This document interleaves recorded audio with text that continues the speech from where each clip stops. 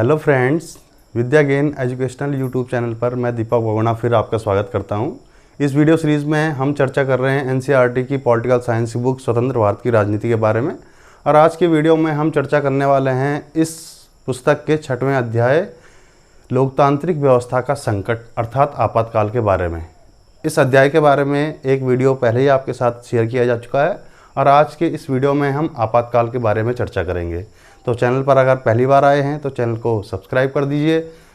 साथ ही जो सामने बेल आइकॉन है, नोटिफिकेशन की घंटी है, उसको बजा दीजिए ताकि हमारे आने वाले वीडियोस की नोटिफिकेशन सूचनाएं आपको समय से मिलती रहें और आप यूं ही अनवरत हमारे साथ जुड़कर अपनी पढ़ाई को जारी रख सकें। तो आज का जो हमारा विषय है वो आपातकाल के बारे में है। आपातकाल के बारे में, इसकी पृष्ठभूमि के बारे में पिछला वीडियो आपके साथ शेयर किया गया था, जिसमें हमने आपातकाल की पृष्ठभूमि के बारे में, आपातकाल लगने के जो कारण हैं उसके आर्थिक संदर्भों के बारे में, साथ ही गुजरात और बिहार के आंदोलनों के बारे में आपके साथ चर्चा की। इसके अलावा 1974 में होने वाली रेल हड़ताल के बारे में आपके साथ वार्ता भी।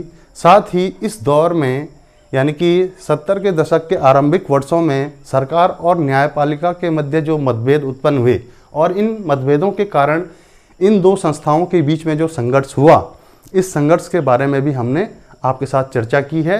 आज के इस वीडियो को हम उसी चर्चा के संदर्भ के साथ शुरू करते हैं। हमने पिछले वीडियो में यह अध्ययन किया कि न्यायपालिका के साथ इस दौर में सरकार के संबंध मधुर नहीं रहे। मौलिक अधिकारों को लेकर या फिर नीति निर्देशक सिद्धांतों को लागू करने को लेकर मौलिक अधिकारों में सरकार जो कटौती करना चाहती थी, उसमें कमी करना चाहती थी, उसको न्यायपालिका के द्वारा पूर्ण रूप से खारिज कर दिया गया और संविधान की मौलिक संरचना का सिद्धांत न्यायपालिका के द्वारा दिया गया।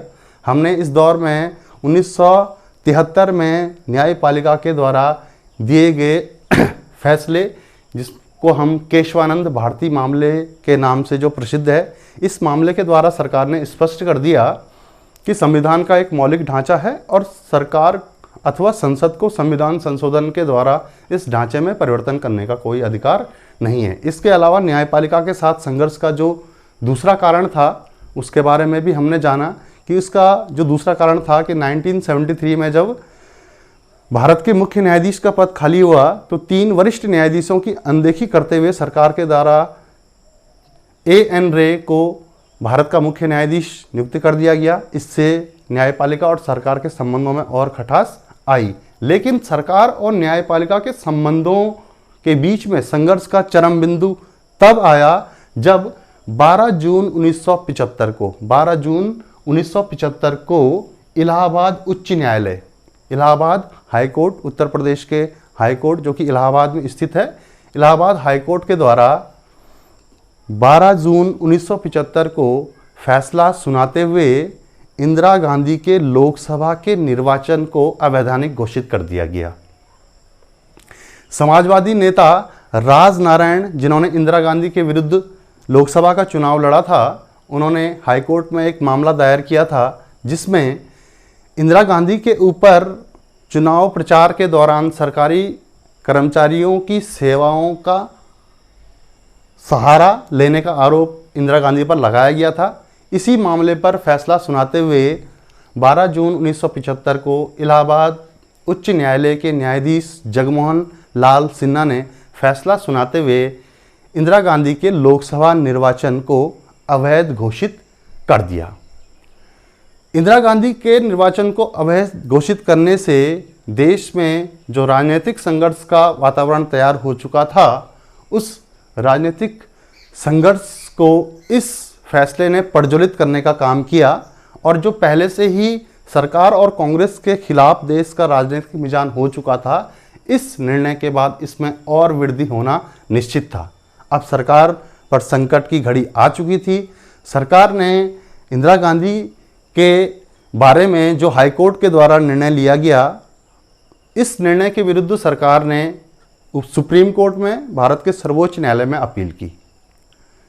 सर्वोच्च न्यायालय में इंदिरा गांधी के द्वारा अपील की गई और इस अपील पर सुप्रीम कोर्ट के द्वारा 24 जून 24 जून 1975 को माननीय सुप्रीम कोर्ट के द्वारा इस मामले पर आंशिक स्थगनादेश यानी कि partially stay order supreme court के द्वारा जारी किया गया, यानी कि आंशिक रूप से हाई कोर्ट के फैसले को स्टे कर दिया गया, उसको रोक दिया गया। और फैसला सुनाते समय न्यायपालिका के द्वारा यह कहा गया कि इस मामले में दी गई याचिका पर अंतिम निर्णय हो जाने तक या इस मामले में अंतिम फैसला होने तक इंदिरा गांधी सांसद बनी रहेंगी, अर्थात वो लोकसभा की सदस्य रहेंगी, लेकिन वह संसद की कार्यवाही में हिस्सा नहीं ले सकेंगी। इस प्रकार सुप्रीम कोर्ट ने स्टे ऑर्डर हाई कोर्ट के निर्णय के विपरीत दिया, लेकिन कहीं ना कहीं इंदिरा गांधी की सदस्यता पर इस निर्णय के बाद प्रश्न चिन्ह उठ गए और विपक्षी पार्टियों ने जयप्रकाश नारायण के नेतृत्व में इंदिरा गांधी पर इस्तीफे का दबाव डालना शुरू कर दिया। गुजरात और बिहार के आंदोलन, मई 1974 की रेल हड़ताल और कठिन आर्थिक परिस्थितियों के कारण सरकार के लिए वैसे ही स्थितियां कहीं से भी अनुकूल नहीं थी और हाई कोर्ट और सुप्रीम कोर्ट का यह निर्णय आने के बाद जो देश का माहौल था वो कांग्रेस और सरकार के बिल्कुल विपरीत हो गया। विपक्षी पार्टियों ने जयप्रकाश नारायण के नेतृत्व में इंदिरा गांधी पर इस्तीफे का दबाव डाला और उन्हें यह कहा कि नैतिक रूप से इंदिरा गांधी को अपने पद से इस्तीफा दे देना चाहिए। इसी क्रम में विपक्षी पार्टियों ने 25 जून 1975, ये बहुत इंपॉर्टेंट दिन है, 25 जून 1975 को सुप्रीम कोर्ट का फैसला आने के बाद विपक्षी पार्टियों ने जयप्रकाश नारायण के नेतृत्व में दिल्ली के रामलीला मैदान पर एक ऐतिहासिक रैली का आयोजन किया। एक बड़ी ऐतिहासिक रैली का आयोजन किया गया और इस रैली के माध्यम से जयप्रकाश नारायण ने देशव्यापी राष्ट्रव्यापी सत्याग्रह की घोषणा की। इस सरकार के खिलाफ जयप्रकाश नारायण ने विपक्षी पार्टियों के सहयोग से एक राष्ट्रव्यापी सत्याग्रह की घोषणा करते हुए इंदिरा गांधी से इस्तीफे की मांग की। दिल्ली में यह एक बड़ी ऐतिहासिक रैली थी जिसमें समस्त विपक्षी पार्टियों ने प्रतिभाग किया था और जयप्रकाश नारायण के नेतृत्व में इस राष्ट्रव्यापी सत्याग्रह की घोषणा कर दी गई। अब बड़े राजनीतिक संघर्ष का मैदान तैयार हो चुका था। सरकार और विपक्ष दोनों ही ओर से राजनीतिक संघर्ष का बिगुल बजा दिया गया था और 25 जून को रामलीला मैदान में जयप्रकाश नारायण के नेतृत्व में होने वाली रैली से यह संघर्ष अपने चरम पर पहुंच गया। इन सारी घटनाओं के जवाब में कांग्रेस पार्टी कुछ निर्णय लेती, उससे पहले यह भी जानना जरूरी है कि जयप्रकाश नारायण ने सत्याग्रह की घोषणा करते हुए दिल्ली में रामलीला मैदान से रैली को संबोधित करते हुए देश के जवानों, सेना के जवानों, देश की पुलिस तथा समस्त सरकारी कर्मचारियों से यह आह्वान किया, यह निवेदन किया कि सरकार के अनैतिक और अवैधानिक आदेशों का पालन ना करें। जयप्रकाश नारायण की इस अपील से देश में सरकारी कामकाज के ठप होने का अंदेशा अथवा खतरा पैदा हो गया।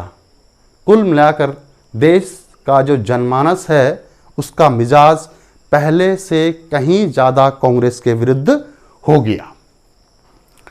सरकार ने अथवा इंदिरा गांधी ने इन घटनाओं के जवाब में, इन सारी घटनाओं से आशय ये है कि विपक्ष के द्वारा जो राजनीतिक कार्यक्रम किया गया, जो रैली की गई और जो विपक्ष ने सरकार की घेराबंदी की, इस घेराबंदी के विरुद्ध सरकार ने निर्णय लेते हुए यह फैसला किया कि देश में अब आपातकाल लगा दिया जाएगा। सरकार ने आपातकाल को लागू करने का निर्णय लिया। 25 जून 1975 की मध्यरात्रि से देश में आपातकाल को लागू करने की घोषणा कर दी गई। सरकार ने आपातकाल को लागू करने का निर्णय ले लिया।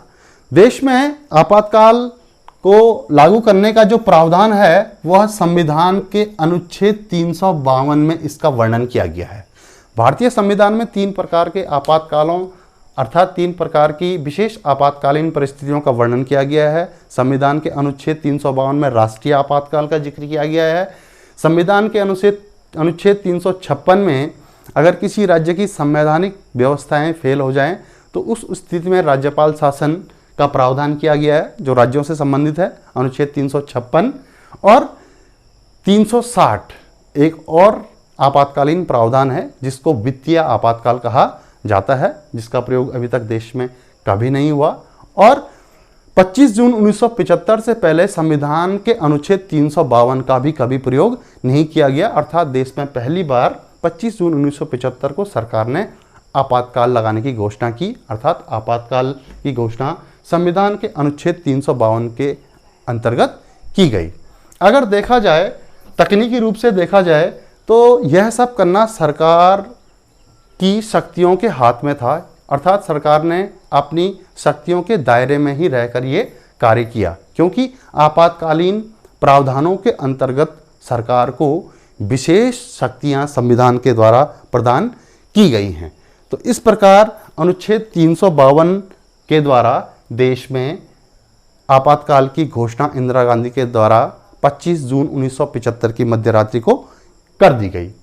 आपातकाल की घोषणा अर्थात अनुच्छेद 352 के लागू होने के साथ ही देश के संघीय शासन प्रणाली में बड़ा बदलाव आ जाता है। आपातकाल के दौरान संघीय ढांचे के अंतर्गत जो शक्तियों के बंटवारे का जो क्रम है वह क्रम बदल जाता है और शासन की संपूर्ण शक्तियां केंद्र सरकार के हाथों में चली आती हैं। तो इस प्रकार संघीय ढांचा इस दौरान निष्प्रभावी हो जाता है। देश का जो संघीय ढांचा है जिसमें एक सशक्त केंद्रीय सरकार और प्रांतों में अलग अलग राज्य सरकारें देश के शासन को, प्रदेश के शासन को चलाने का कार्य करती हैं, वह ढांचा निष्प्रभावी हो जाता है और शासन की संपूर्ण शक्तियां केंद्र सरकार के हाथ में आ जाती हैं। इसके अलावा आपातकाल से जुड़ा हुआ जो महत्वपूर्ण तथ्य है वह यह है कि आपातकाल के दौरान सरकार नागरिकों के मौलिक अधिकारों में कटौती कर सकती है, उनमें कमी कर सकती है या उनमें काट-छांट कर सकती है। किसी एक मौलिक अधिकार अथवा समस्त मौलिक अधिकारों को सरकार के द्वारा सीमित किया जा सकता है, उसमें कटौती की जा सकती है, अथवा समस्त मौलिक अधिकारों पर पूर्ण रूप से रोक लगाई जा सकती है। तो इस प्रकार से आपातकाल के 2 खास प्रावधान हैं जिसमें संघीय ढांचे का निष्प्रभावी होना और मौलिक अधिकारों की कटौती 2 अहम मसले हैं। 25 जून 1975 की मध्यरात्रि को इंदिरा सरकार ने देश में आपातकाल लगाने का फैसला लिया और इस आशय का प्रस्ताव इसी रात को भारत के माननीय राष्ट्रपति महोदय को उपलब्ध करा दिया गया। 25 जून 1975 की मध्यरात्रि को ही तत्कालीन राष्ट्रपति महोदय, जिनका नाम फखरुद्दीन अली अहमद था, उनके द्वारा आपातकाल के प्रस्ताव को स्वीकार करते हुए देश में आपातकाल की उद्घोषणा कर दी जाती है। यानी कि 25 जून 1975 की मध्यरात्रि को राष्ट्रपति के द्वारा देश में आपातकाल की घोषणा कर दी जाती है। और खास बात यह है कि मंत्रिमंडल को, इंदिरा गांधी के मंत्रिमंडल को इसकी जानकारी अगले दिन सुबह यानी कि 26 जून 1975 की सुबह 6 बजे एक मंत्रिमंडल की विशेष बैठक का आयोजन किया गया और मंत्रिमंडल के अन्य सदस्यों को इसकी जानकारी दी गई। लेकिन तब तक बहुत कुछ हो चुका था। बहुत कुछ हो चुकने से आशय यह है कि 25 जून 1975 की मध्यरात्रि को आपातकाल की घोषणा होने के साथ ही देश के प्रमुख समाचार पत्र यानी कि जो अखबार हैं उनके कार्यालयों, दफ्तरों और प्रेसों की बिजली काट दी गई। और 26 जून 1975 की सुबह देश के प्रमुख विपक्षी नेताओं को गिरफ्तार कर लिया गया, उनको जेल में डाल दिया गया। तो इस प्रकार आपातकाल की घोषणा के साथ ही प्रमुख राजनीतिक कार्यकर्ताओं और विपक्षी दलों के नेताओं को जेल में बंद कर दिया गया।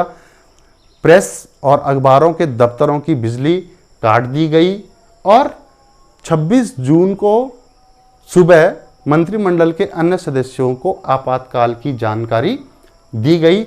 हालांकि तब तक बहुत कुछ हो चुका था। अब चर्चा करेंगे आपातकाल लगने की घोषणा के क्या परिणाम हुए, इसके बाद क्या क्या हुआ, अर्थात आपातकाल के परिणामों के बारे में चर्चा करेंगे।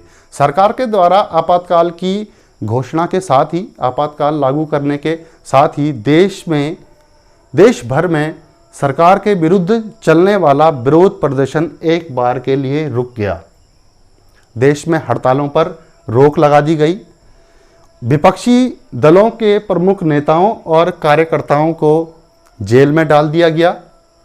देश की राजनीतिक व्यवस्था में एक तनाव भरा सन्नाटा फैल गया। इसके अतिरिक्त जो अहम बिंदु है वह है प्रेस सेंसरशिप। बहुत इंपॉर्टेंट है, महत्वपूर्ण है। आपातकाल के दौरान सरकार ने प्रेस सेंसरशिप को लागू किया। प्रेस सेंसरशिप से हमारा आशय है कि प्रेस की आज़ादी पर रोक। आपने सेंसरशिप का जिक्र फिल्मों के बारे में ज़रूर सुना होगा कि जब भी किसी फिल्म को प्रकाशित किया जाता है तो सेंसर बोर्ड के द्वारा उस फिल्म को पहले प्रमाणित किया जाता है, पारित किया जाता है और फिर वो सभी दर्शकों के देखने के लिए उपलब्ध होती है। उसी प्रकार प्रेस की आज़ादी पर प्रतिबंध लगा दिया गया। प्रेस सेंसरशिप को लागू कर दिया गया, अर्थात किसी भी समाचार पत्र को किसी भी खबर अथवा समाचार को छापने से पहले सरकार से अनुमति लेना अनिवार्य कर दिया गया। इसको हम प्रेस सेंसरशिप के नाम से जानते हैं। प्रेस सेंसरशिप का आशय है, इसका जो अर्थ है, प्रेस की आज़ादी पर रोक। इसके अतिरिक्त देश में राष्ट्रीय स्वयंसेवक संघ यानी कि आरएसएस एवं जमात-ए-इस्लामी नामक संगठनों पर सामाजिक और देश का जो सांस्कृतिक ताना बाना है, सामाजिक ताना बाना है, उसके खराब होने की आशंका के मद्देनज़र इन दोनों ही संगठनों पर प्रतिबंध लगा दिया गया। देश भर में धरना प्रदर्शन, हड़ताल और किसी प्रकार की रैली करने पर पूर्ण रूप से रोक लगा दी गई। इसके साथ साथ जो आपातकाल का सबसे अहम बिंदु हम कह सकते हैं जिसने एक आम जीवन को सबसे अधिक प्रभावित किया, वह है मौलिक अधिकारों का निष्प्रभावी होना। आपातकालीन प्रावधानों के अंतर्गत जब आपातकालीन प्रावधान लागू होते हैं तो सरकार को यह अधिकार मिल जाता है कि वो नागरिकों के मौलिक अधिकारों में कटौती कर सकती है, कमी कर सकती है। तो इस प्रकार इस दौर में सबसे अधिक प्रभावित जो किया गया वो मौलिक अधिकारों को आपातकाल ने किया, क्योंकि मौलिक अधिकारों से ही हमारे समस्त अधिकारों की रक्षा होती है और कहीं ना कहीं जो मौलिक अधिकार होते हैं यही गरिमापूर्ण जीवन को जीने के लिए आवश्यक माने जाते हैं। तो आपातकाल के दौरान सरकार ने मौलिक अधिकारों को निष्प्रभावी करने का सरकार को एक प्रकार से अधिकार मिल गया। मौलिक अधिकारों का हनन होने पर इस दौरान लोगों के पास, नागरिकों के पास अदालत का दरवाज़ा खटखटाने का विकल्प भी नहीं रहा। साथ ही इस दौर में एक अन्य तरीका सरकार ने प्रयोग किया, उसको कहा जाता है निवारक नज़रबंदी अधिनियम। सरकार ने आपातकाल के दौरान निवारक नज़रबंदी अधिनियम का बड़े पैमाने पर उपयोग करते हुए अनेक विपक्षी दलों के राजनीतिक कार्यकर्ताओं और नेताओं को गिरफ्तार किया। निवारक नज़रबंदी क्या है, इसके बारे में पिछली कक्षा में हम पढ़ चुके हैं, लेकिन फिर एक बार दोबारा से आपको बता दें कि निवारक नज़रबंदी से आशय होता है कि जब किसी व्यक्ति को इस आधार पर गिरफ्तार किया जाता है कि वह किसी अपराध को करने वाला है, अर्थात किसी अपराध को करने का संदेह अगर किसी व्यक्ति पर हो तो उस स्थिति में निवारक नज़रबंदी अधिनियम के अंतर्गत उस व्यक्ति को गिरफ्तार किया जा सकता है। सरकार ने इस अवधि में निवारक नज़रबंदी अधिनियमों का प्रयोग बड़े पैमाने पर राजनीतिक कार्यकर्ताओं को गिरफ्तार करने के लिए किया। तो बिना किसी कारण के निवारक नज़रबंदी अधिनियम के अंतर्गत विपक्षी कार्यकर्ताओं और राजनीतिक कार्यकर्ताओं की इस दौरान गिरफ्तारी की गई। निवारक नज़रबंदी का आशय यही है कि किसी ऐसे व्यक्ति को गिरफ्तार कर लिया जाता है कि उस पर यदि ये संदेह हो कि वो कोई अपराध करने वाला है, तो उसको पहले अगर गिरफ्तार कर लिया जाता है तो उसको बोलते हैं निवारक नज़रबंदी। निवारक नज़रबंदी के अधिनियमों के अंतर्गत लोगों के पास अपनी गिरफ्तारी के विरुद्ध अदालत जाने का भी कोई रास्ता शेष नहीं रहा कि वह बंदी प्रत्यक्षीकरण याचिका का सहारा लेकर अपनी गिरफ्तारी को न्यायालय में चुनौती दे सकें। हालांकि उस दौर में अनेक उच्च न्यायालयों ने लोगों की गिरफ्तारी के विरुद्ध उनके द्वारा या उनके समर्थकों के द्वारा जो अपील की गई, लोगों की गिरफ्तारी के विरुद्ध अपील की गई, अनेक उच्च न्यायालयों ने उस अपील को विचार करने के लिए स्वीकार कर लिया। मगर अप्रैल 1976 में भारत के सुप्रीम कोर्ट उच्चतम न्यायालय के द्वारा सरकार के फैसले को, सरकार की दलील को स्वीकार कर लिया गया, उसे सही मान लिया गया और इस प्रकार लोगों के पास बंदी प्रत्यक्षीकरण याचिका के द्वारा अपनी गिरफ्तारी को चुनौती देने का विकल्प भी न्यायपालिका के द्वारा समाप्त कर दिया गया। यह फैसला सुप्रीम कोर्ट की एक संवैधानिक पीठ ने दिया था और इस फैसले के बाद लोगों के जीवन और उनकी आज़ादी के अधिकार की रक्षा का विकल्प या न्यायिक विकल्प हम कहेंगे कि एक प्रकार से समाप्त हो गया। भारतीय न्यायपालिका के द्वारा सुनाए गए विवादास्पद या हम कहेंगे सर्वाधिक विवादास्पद निर्णयों में से यह एक निर्णय था जिसमें लोगों की गिरफ्तारी के विरुद्ध याचिकाओं को न्यायपालिका के द्वारा स्वीकृत करने से इनकार कर दिया गया और सरकार की दलील को स्वीकार कर दिया गया कि आपातकालीन प्रावधानों के अंतर्गत, निवारक नज़रबंदी अधिनियम के अंतर्गत लोगों की, कार्यकर्ताओं की, नेताओं की गिरफ्तारी को अदालत में चुनौती नहीं दी जा सकती। तो इस प्रकार यह जो न्यायपालिका का निर्णय था वह सबसे जनता के लिए हम कहेंगे कि एक प्रकार से निराशावादी निर्णय था, जिसमें जनता का जो हमेशा एक अधिकार होता है और एक उम्मीद, आशा होती है न्यायपालिका की ओर, तो न्यायपालिका ने 1976 में, अप्रैल 1976 में सुप्रीम कोर्ट ने जो निर्णय सुनाया उससे इस प्रकार की गिरफ्तारियों के विरुद्ध अपनी इन गिरफ्तारियों को चुनौती दे सकने की विकल्पों को एक प्रकार से न्यायपालिका के द्वारा समाप्त कर दिया गया। अब चर्चा करेंगे इस दौर में कि सरकार के विरुद्ध या सरकार के इस निर्णय के विरुद्ध किन लोगों ने आवाज़ उठाई और वह आवाज़ किस रूप में उठी। अर्थात सरकार के आपातकाल लागू करने के निर्णय के विरुद्ध जो आवाज़ें उठी, उन किस तरीके से लोगों ने इस आपातकालीन प्रावधानों का विरोध किया। तो उसमें हम चर्चा करेंगे कि पहली लहर यानी कि आपातकाल के प्रावधान लागू होने के बाद अधिकतर राजनीतिक कार्यकर्ताओं की गिरफ्तारी हुई, लेकिन कुछ राजनीतिक कार्यकर्ता पहले दौर में गिरफ्तारी से बच गए। जो राजनीतिक कार्यकर्ता पहले दौर में गिरफ्तारी से बच गए वो भूमिगत हो गए, अर्थात अंडरग्राउंड हो गए और वहीं से सरकार के निर्णयों के विरुद्ध, सरकार के कदमों के विरुद्ध अपनी मुहिम चलाने लगे। दूसरी ओर कुछ मैगजीन और कुछ पत्र पत्रिकाएं और कुछ अखबार थे जिन्होंने सरकार के निर्णय का विरोध किया। खासकर इंडियन एक्सप्रेस और स्टेट्समैन जैसे अखबारों ने सरकार की प्रेस सेंसरशिप का विरोध किया, इसका कड़ा विरोध किया। विरोध करने के लिए इन अखबारों ने एक तरीका निकाला कि इन अखबारों में प्रेस सेंसरशिप के अंतर्गत समाचारों को छापने से पहले सरकार की अनुमति लेना जरूरी होता था।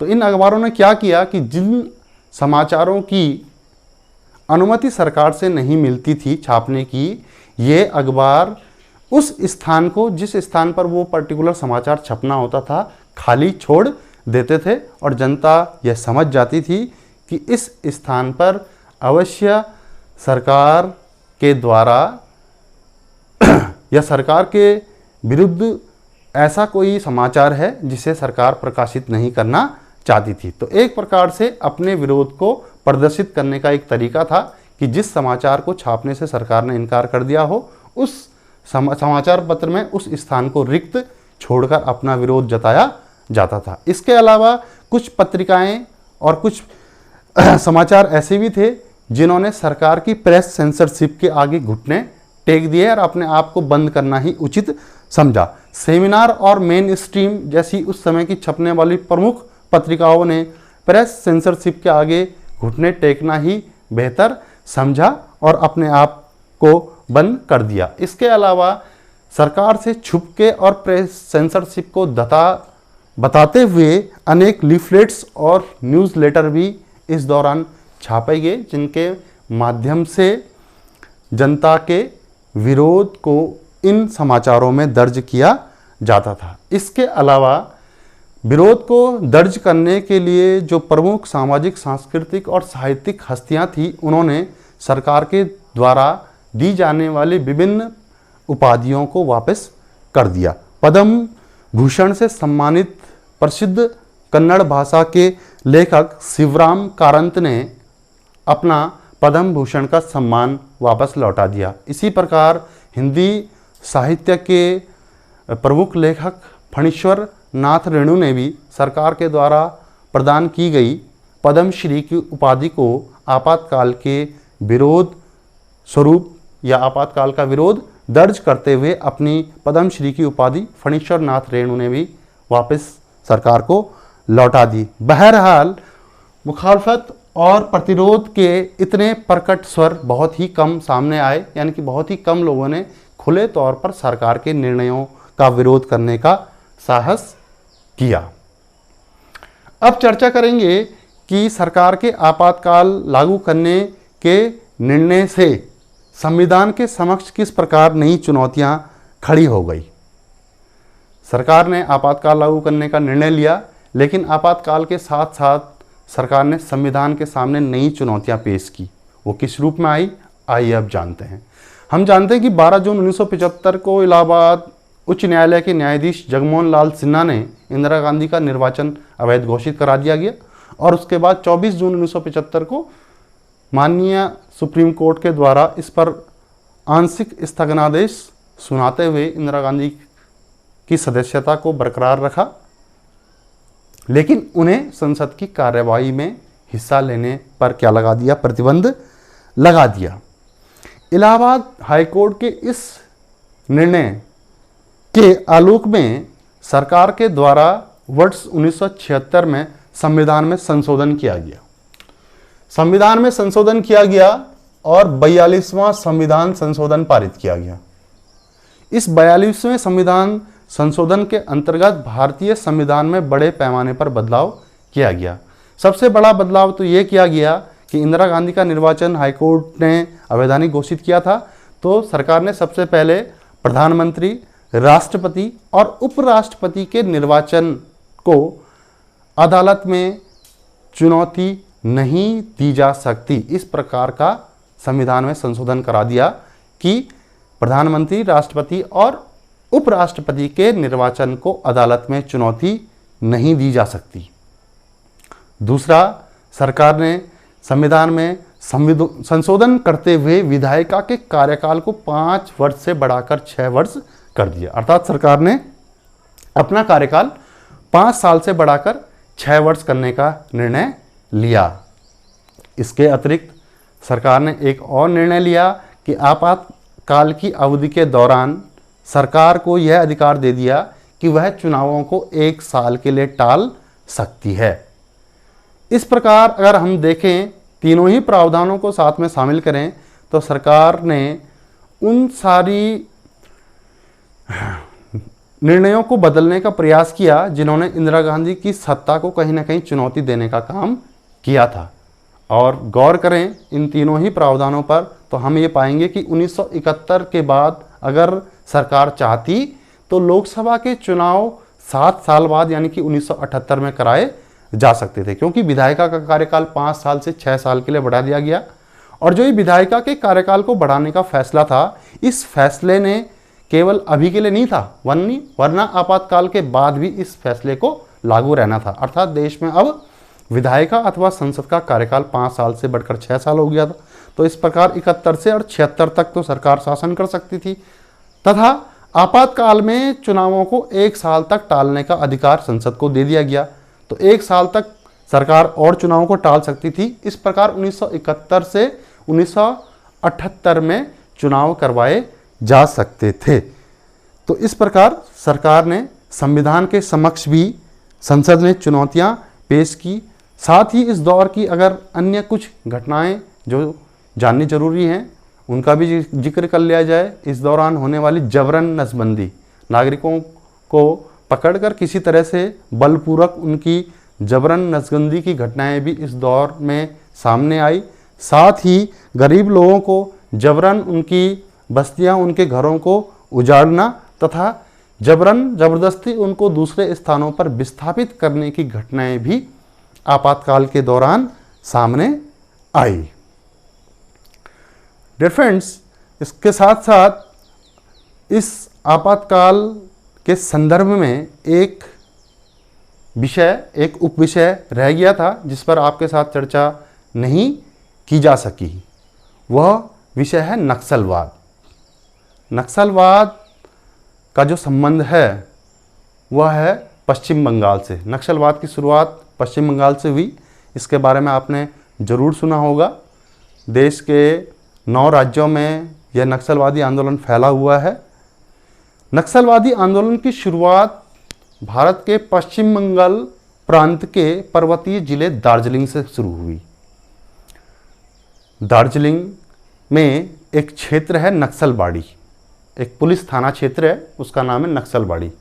तो दार्जिलिंग जिले के नक्सलबाड़ी पुलिस थाना क्षेत्र में वर्ष 1967 में नक्सलबाड़ी थाना क्षेत्र में एक किसान विद्रोह उठ खड़ा हुआ। इस किसान विद्रोह का नेतृत्व कम्युनिस्ट पार्टी के स्थानीय कैडर के नेता इस किसान विद्रोह का नेतृत्व कर रहे थे। यानी कि कम्युनिस्ट पार्टी के स्थानीय नेताओं के द्वारा इस किसान विद्रोह का नेतृत्व किया गया। 1967 में नक्सलबाड़ी थाना क्षेत्र से शुरू होने वाला यह विद्रोह धीरे धीरे संपूर्ण भारत में फैलता चला गया और ज़्यादातर इसने भारत के 9 राज्यों को अपनी गिरफ्त में ले लिया। अगर इसमें वर्तमान समय में बात की जाए तो 9 राज्यों के 75 जिलों में यह नक्सलवादी आंदोलन फैला हुआ है।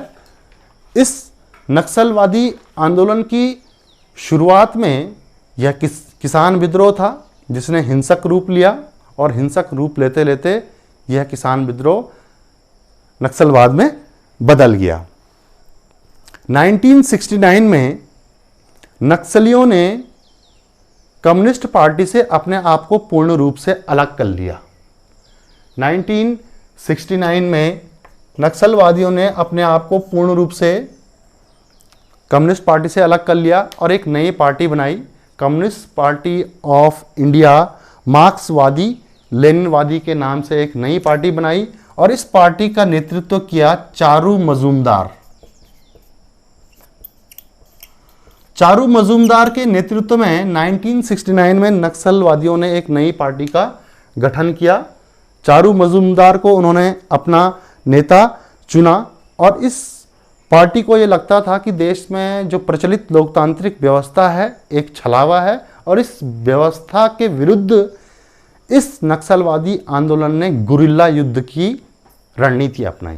गुरिल्ला युद्ध अर्थात छापेमारी युद्ध, आघात लगाकर अचानक हमला करने की रणनीति को गुरिल्ला रणनीति कहा जाता है।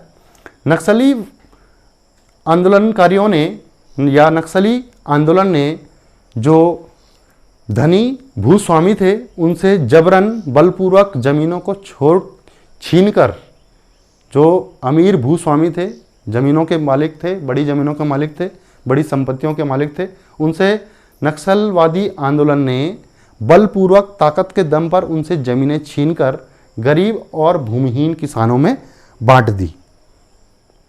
अपने राजनीतिक लक्ष्यों को हासिल करने के लिए नक्सलवादी हिंसा के प्रयोग के पक्ष में दलीलें देते थे, वो इसको गलत नहीं मानते थे। उस वक्त पश्चिम बंगाल की कांग्रेस सरकार थी, पश्चिम बंगाल में कांग्रेस की सरकार थी। पश्चिम बंगाल की कांग्रेस सरकार ने नक्सलवादी आंदोलन से निपटने के लिए कड़े कदम उठाए। कठोर निर्णयों को उठाते हुए निरोधक नज़रबंदी अधिनियमों का प्रयोग करते हुए अनेक गिरफ्तारियां की, अनेक कड़े कदम उठाए। लेकिन इन कड़े कदमों के बावजूद भी यह आंदोलन रुक ना सका और धीरे धीरे देश के अन्य प्रांतों और अन्य जिलों में फैलता चला गया। नक्सलवादी आंदोलन के कुछ संगठन, कुछ घटक ऐसे भी हैं जो देश की सक्रिय लोकतांत्रिक राजनीति में भाग लेते हैं। उसमें से CPI-ML लिबरेशन एक प्रमुख संगठन है जो देश की खुली राजनीतिक प्रक्रिया में हिस्सा लेता है। वर्तमान में नक्सलवादी आंदोलन देश के 9 राज्यों के 75 जिलों में फैल चुका है।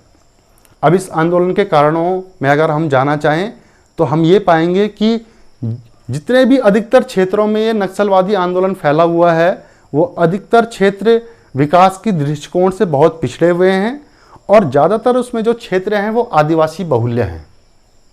आदिवासी बाहुल्य क्षेत्र और पिछड़े क्षेत्रों से ही इस नक्सलवाद का एक प्रकार से उदय हुआ है। ये उन क्षेत्रों के लोग हैं जहां बटाई पर या पट्टे पर लोग खेती करते हैं। छोटे किसान बट्टे अथवा पटाई पर किसानी करने वाले, खेती करने वाले किसान उपज में अपने हिस्से अथवा उनको मिलने वाली न्यूनतम मजदूरी, पट्टे की सुनिश्चित अवधि जैसी बुनियादी हकों से भी ये लोग वंचित हैं। इसके अलावा जबरन मजदूरी कराना, स्थानीय संसाधनों के बाहरी लोगों के द्वारा दोहन करना, सूदखोर के द्वारा इनका शोषण करना जैसी स्थितियां नक्सलवादी आंदोलन को बढ़ाने में सहायक ही सिद्ध हुई हैं। देश की सरकारों ने नक्सलवादी आंदोलन को पूर्ण रूप से समाप्त करने के लिए कड़े कदम उठाए हैं, अनेक प्रयास किए हैं जिसके द्वारा इस नक्सलवादी आंदोलन को समाप्त किया जा सके। सरकार के द्वारा नक्सली आंदोलन से निपटने के तरीकों पर मानवाधिकार समूहों ने उंगलियां उठाई हैं, उन्होंने सरकार की आलोचना की है। मानवाधिकार समूहों का ये कहना है कि नक्सली आंदोलन से निपटने के दौरान सरकार ने संवैधानिक मानकों का उल्लंघन किया है, उन्होंने मानवाधिकारों का भी उल्लंघन किया है। लेकिन अगर हम संपूर्ण परिप्रेक्ष्य में देखें तो नक्सलवादी हिंसा यानी कि नक्सलियों के द्वारा की जाने वाली हिंसा तथा सरकार के द्वारा नक्सलियों को रोकने के लिए जो जवाबी कार्रवाई की गई, इन दोनों ही प्रकार की कार्रवाइयों में सरकार की कार्रवाई अथवा नक्सलियों के द्वारा की जाने वाली हिंसा में बड़े पैमाने पर लोगों को अपनी जान से हाथ धोना पड़ा है और हजारों की संख्या में लोगों को अपनी जान गंवानी पड़ी है। तो नक्सलवादी आंदोलन भी इस आपातकाल की पृष्ठभूमि का एक घटक है जिसका अध्ययन करना हमें इस अध्याय के अंतर्गत जरूरी है। डियर स्टूडेंट, आपातकाल के पृष्ठभूमि और आपातकाल की घोषणा के बारे में हम आपके साथ चर्चा कर चुके हैं। आगे हम चर्चा करेंगे कि आपातकाल के दौरान क्या क्या हुआ, आपातकाल के अवधि में क्या क्या घटनाएं हुई, क्या क्या हुआ, इसके बारे में दूसरा वीडियो आपके साथ लेके आएंगे। आज का वीडियो अगर अच्छा लगा हो तो लाइक कर दीजिए, वीडियो को अपने फ्रेंड के साथ शेयर कर दीजिए, चैनल को सब्सक्राइब कर दीजिए, साथ ही नोटिफिकेशन की बेल को प्रेस कर दीजिए ताकि हमारे आगे आने वाले वीडियोस की नोटिफिकेशन सूचनाएं आपको समय से मिलती रहें और आप अपनी पढ़ाई को अनवरत हमारे साथ जुड़कर यूं ही जारी रख सकेंगे। तो डियर फ्रेंड्स, इसी प्रकार के एजुकेशनल वीडियो के साथ पुनः आपके साथ वार्ता होगी। वीडियो देखने के लिए बहुत बहुत धन्यवाद। नमस्कार।